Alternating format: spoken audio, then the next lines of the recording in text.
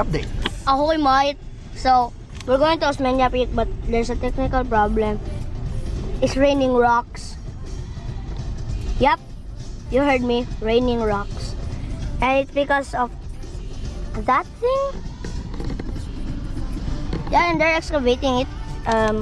It's estimated for like 1 hour and 30 minutes. Or 30 minutes, I don't know. But that's happening. Why don't we eat?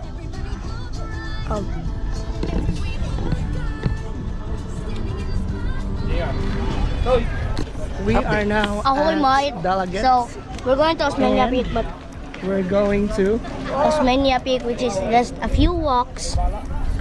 a few walks. One That's hour. where we 1 hour of walking later. go. We are now at Dalaget and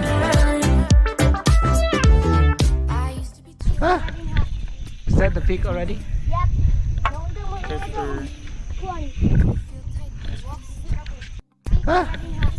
Is that the peak already? Sweat in the coldest of nights, yeah. I had control in the driver's seat, but my hands are slipping off the wheel. Now the tables have turned. Now I'm up all night. I'm picturing you acting like a fool. I'm on the other side. You're like a full moon, and I'm up all night, howling at you. Tables have turned. Hi. Hey guys. Finally we're here. Tables have turned. Feelings all turned upside down. I guess I'm the needy one now. Feelings all turned upside down. I guess I'm the needy one. Now the tables have turned.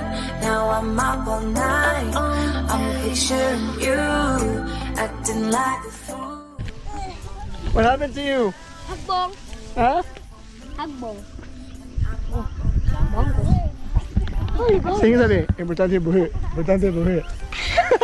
Sabad eh.